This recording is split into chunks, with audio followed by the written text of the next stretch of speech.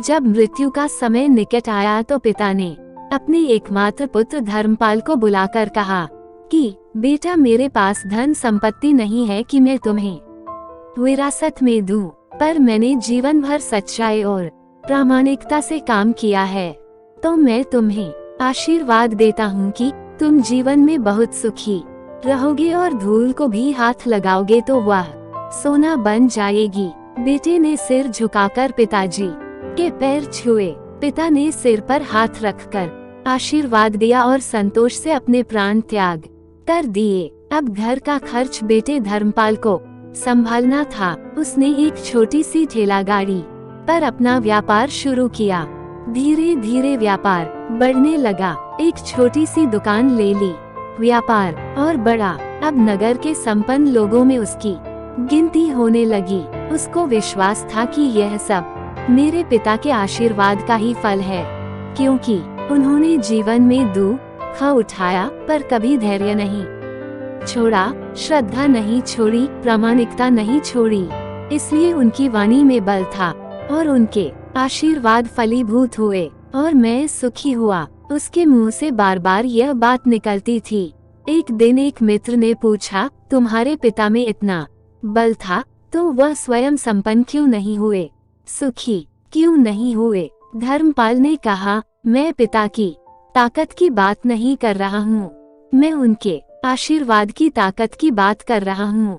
इस प्रकार वह बार बार अपने पिता के आशीर्वाद की बात करता तो लोगों ने उसका नाम ही रख दिया, बाप का आशीर्वाद। धर्मपाल को इससे बुरा नहीं लगता। वो कहता कि मैं अपने पिता के आशीर्वाद के काबिल निकलूं, यही चाहता हूँ। ऐसा करते हुए कई साल बीत गए। वह विदेशों में व्यापार करने लगा। जहाँ भी व्यापार करता उससे बहुत लाभ होता। एक बार उसके मन में आया कि मुझे लाभ ही लाभ होता है, तो मैं एक बार नुकसान का अनुभव करूं। तो उसने अपने एक मित्र से पूछा कि ऐसा व्यापार बताओ कि जिसमें मुझे नुकसान हो।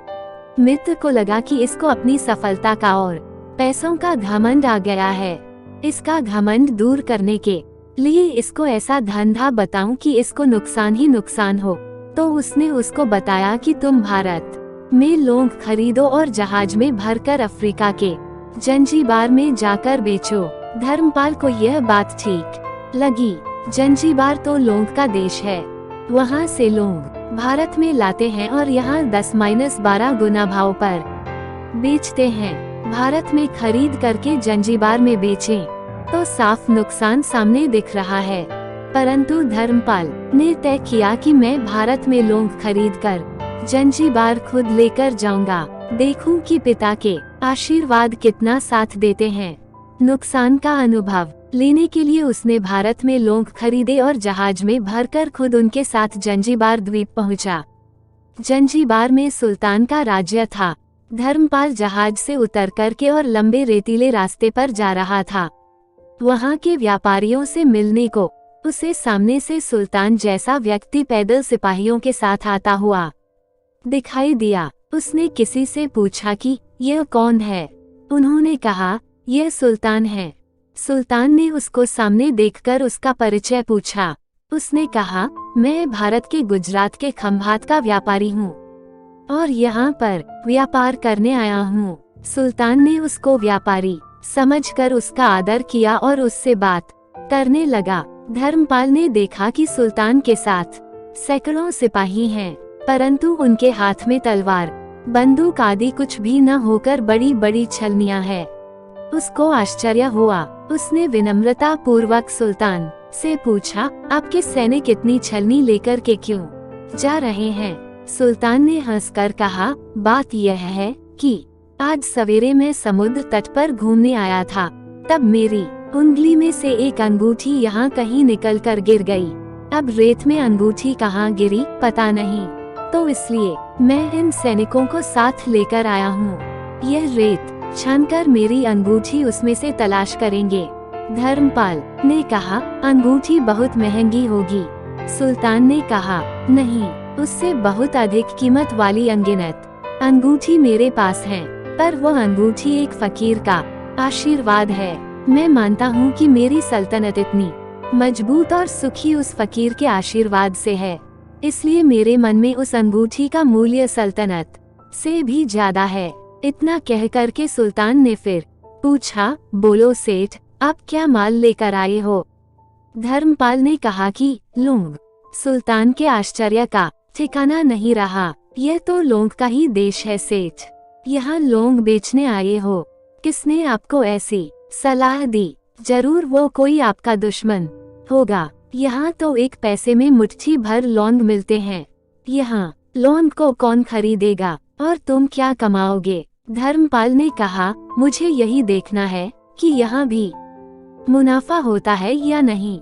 मेरे पिता के आशीर्वाद से आज तक मैंने जो धंधा किया उसमें मुनाफा ही मुनाफा हुआ, तो अब मैं देखना चाहता हूँ कि उनके आशीर्वाद यहाँ भी फलते हैं या नहीं। सुल्तान ने पूछा, पिता के आशीर्वाद, इसका क्या मतलब? धर्मपाल ने कहा, मेरे पिता सारे जीवन ईमानदारी और प्रामाणिकता से काम करते रहे, परंतु धन नहीं कमा सके। उन्होंने मरते समय मुझे भगवान का नाम लेकर मेरे सिर पर हाथ रखकर आशीर्वाद दिए थे कि तेरे हाथ में धूल भी सोना बन जाएगी। ऐसा बोलते बोलते धर्मपाल नीचे झुका और जमीन की रेत से एक मुट्ठी भरी और सम्राट सुल्तान के सामने मुट्ठी खोलकर उंगलियों के बीच में से रेत नीचे गिराई तो धर्मपाल और सुल्तान दोनों का आश्चर्य का पार नहीं रहा। उसके हाथ में एक हीरे जड़ित अंगूठी थी। यह वही सुल्तान की गुमी हुई अंगूठी थी। अंगूठी देखकर सुल्तान बहुत प्रसन्न हो गया। बोला, वह खुदा आपकी करामात का पार नहीं, आप पिता के आशीर्वाद को सच्चा करते हो। धर्मपाल ने कहा, फकीर के आशीर्वाद को भी वही परमात्मा सच्चा करता है। सुल्तान और खुश हुआ, धर्मपाल को गले लगाया और कहा, मांग सेठ, आज तू जो मांगेगा मैं दूंगा। धर्मपाल ने कहा, आप 100 वर्ष तक जीवित रहो और प्रजा का अच्छी तरह से पालन करो, प्रजा सुखी रहे, इसके अलावा मुझे कुछ नहीं चाहिए। सुल्तान और अधिक प्रसन्न हो गया। उसने कहा, सेठ, तुम्हारा सारा माल मैं आज खरीदता हूँ और तुम्हारी मुँह मांगी कीमत दूंगा। इस कहानी से शिक्षा मिलती है कि पिता के आशीर्वाद हों तो दुनिया की कोई ताकत कहीं भी तुम्हें पराजित नहीं होने देगी। पिता और माता की सेवा का फल निश्चित रूप से मिलता है। आशीर्वाद जैसी और कोई संपत्ति नहीं। बालक के मन को जानने वाली माँ और भविष्य को संवारने वाले पिता, यही दुनिया के 2 महान ज्योतिषी है। अपने बुजुर्गों का सम्मान करें, यही भगवान की सबसे बड़ी सेवा है। प्लीज आपको कहानी पसंद आए तो मनमोहक कहानियाँ चैनल को सब्सक्राइब, लाइक, थम्स अप का चिन्ह कैरन एंड शेयर दिस वीडियो उंगली से दाहिनी ओर इशारा ऑन योर फ्रेंड्स।